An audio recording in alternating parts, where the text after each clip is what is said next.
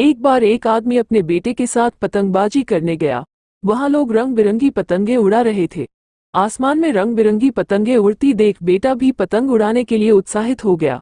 उसने अपने पिता से कहा, पापा, मुझे भी पतंग उड़ाना है, कृपया मुझे एक पतंग खरीद कर दे। बेटे की इच्छा पूरी करने के लिए पिता पास की एक दुकान पर गया। वहां से उन्होंने अपने बेटे के लिए एक सुंदर पतंग और डोर खरीदी। पतंग पाकर बेटा खुशी से उछल पड़ा। कुछ देर बाद वह डोरी पकड़कर पतंग भी उड़ा रहा था। उसकी पतंग आसमान में ऊंचे उड़ रही थी, लेकिन वह खुश नहीं था। वह चाहता था कि उसकी पतंग और ऊंची उड़े। उसने अपने पिता से कहा, पापा, ऐसा लगता है कि डोर के कारण पतंग ऊंची नहीं उड़ पा रही है। इसकी डोरी क्यों न काट दे? इससे पतंग मुक्त होगी और ऊंची उड़ान भी भरेगी। कृपया आप उसका डोरी काट दें।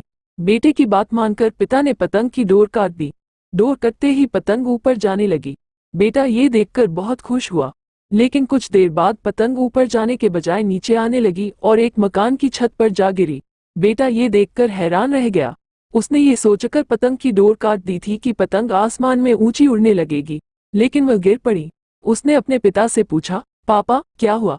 पतंग आसमान में ऊपर जाने के बजाय नीचे क्यों गिरी?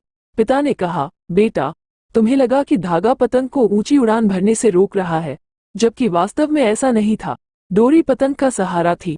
तुम डोर को खींचकर पतंग को ऊंची उड़ान भरने में मदद कर रहे थे या हवा की गति के अनुसार उसे ढीला करना। लेकिन जब डोर जैसे सहारे को काट दिया गया तो पतंग को मदद मिलनी बंद हो गई और वह नीचे गिर गई। जीवन में भी ऐसा ही होता है। जीवन की ऊंचाइयों पर पहुंचने के बाद हम महसूस करने लगते हैं कि परिवार, रिश्ते और दोस्त हमें बांधे रखते हैं और सफलता के शिखर तक पहुंचने से रोकते हैं। लेकिन हम भूल जाते हैं कि ये वो रस्सियां हैं जो हमें ऊंचाइयों तक ले जाती हैं। उनके नैतिक बल के बिना सफलता की उड़ान मुश्किल है।